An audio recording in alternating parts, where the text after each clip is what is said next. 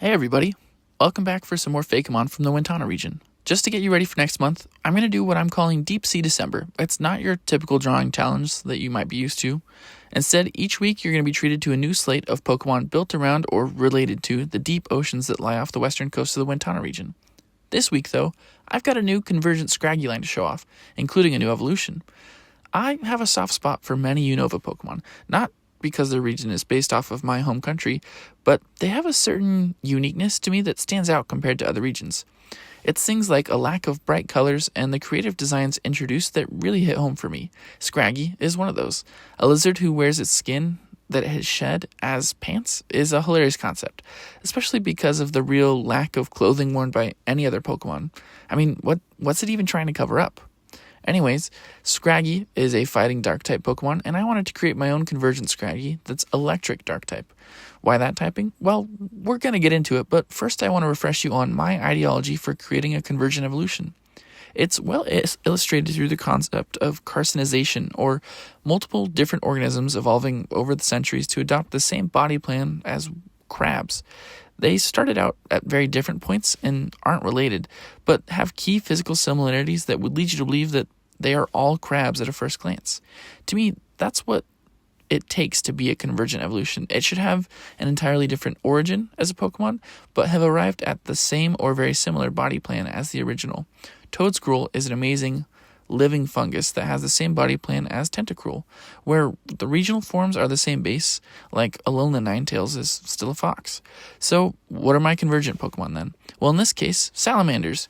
You may be saying to yourself, CJ, those are still lizards. Don't they just look like them? But you're wrong. Actually, they have completely different internal anatomy, life cycles, and origins compared to lizards.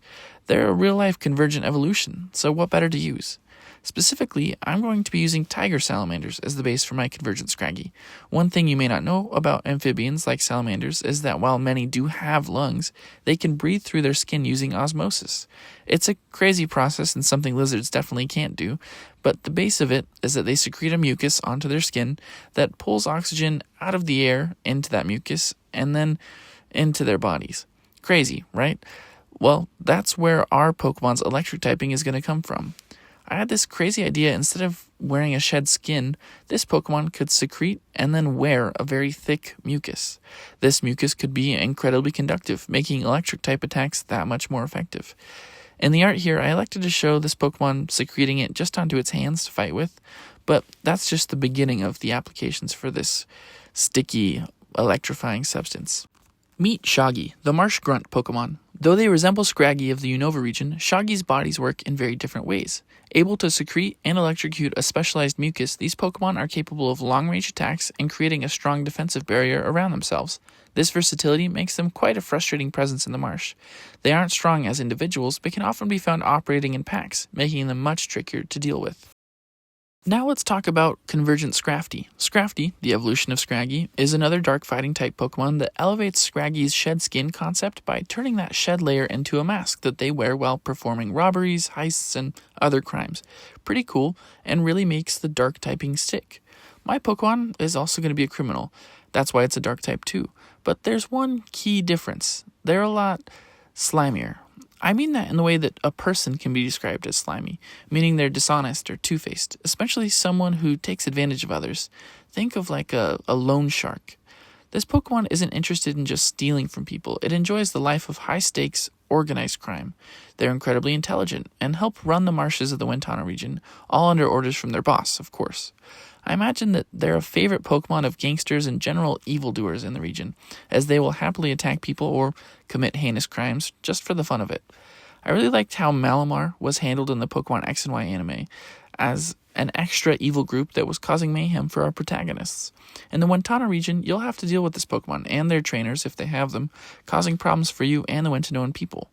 Its mastery of using electrified mucus has grown, meaning that it's not just throwing it around or coating its body in thin layers anymore. No, this Pokemon can excrete a much larger quantity and even has some control over the shape of it.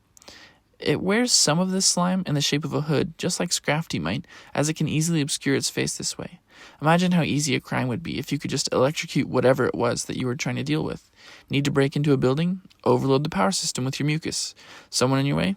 Electrocute them. These crafty Pokemon use slippery slime for just about anything, and make the rich poorer and the poor poorer too. They do not care. They still have to report to the big man, of course. They usually have a platoon of Shaggy at their disposal to wreak havoc, though.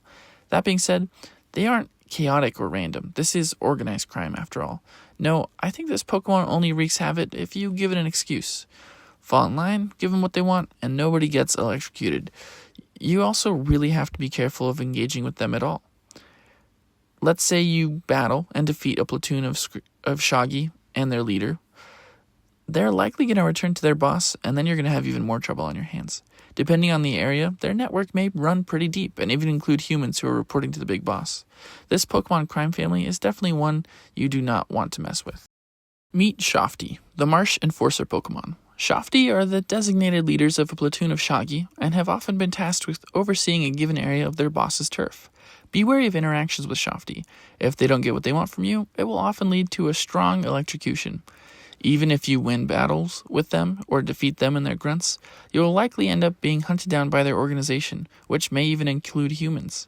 They're quite good at using their specialized mucus to commit crimes and employ their Shaggy grunts while doing so. Now, if you haven't put it together already, this last evolution is what we call the top dog, the big boss, the big kahuna of Matanui, or whatever that one Scooby-Doo movie called it. Here's the deal, though.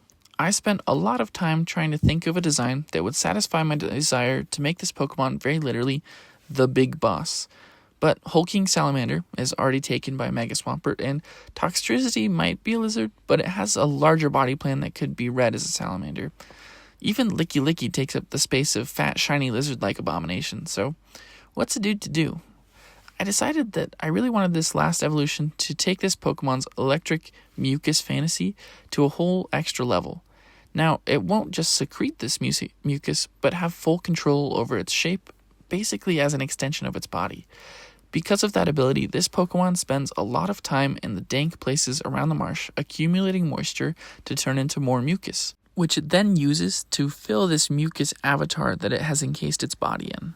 This avatar usually just looks like a larger version of itself, but it can change shape, stretch, and contort to fit this Pokemon's needs based on the situation. It can even pull mucus from the Shaggy and Shafty working under it. That's what places this Pokemon at the top of its slimy organized crime family. It's an absolute powerhouse that can back up the threats that it makes. Don't give it what it wants. Maybe your city loses power for a week. It could easily walk into your power plant and destroy it, just like that. Try to leave the family without a proper goodbye? There isn't a place where it can't find and electrocute you. Can't pay off a debt? I recommend you find a way, because otherwise you'll find yourself encased in an inescapably disgusting prison, electrocuted until you find a way to make up what you owe. Again, these Pokemon are anything but friendly, so many know it's best to just avoid them when possible. The marsh where they reside has been untouched by people for quite some time, so who knows what treasures they might hoard there. I wouldn't go there unless you absolutely had to. Sadly, if you want to save the Wentano region from itself, you're probably going to have to. This Pokemon has long been the keeper of a set of ancient artifacts that you're going to need if you want to accomplish your mission. I'll have to get into that in a whole extra video, so thanks for your patience and enjoy the single spoiler you're going to get right now. Meet Shafboss, the Marsh Boss Pokemon. The exact number of underlings that a Shafboss has isn't set in stone, and it can be in the hundreds given the right circumstances. They use their mastery of mucus to build an avatar that surrounds their body as a deadly weapon, and they don't take kindly to anyone resisting the family. If they get word from a Shafty that someone has, the full force of their Pokemob, which I'm going to trademark by the way, will be after that individual. Their bodies have atrophied from an excessive use of the mucus avatar, making the only hope for defeating a Shafboss to remove the thick mucus from its body. A difficult task indeed.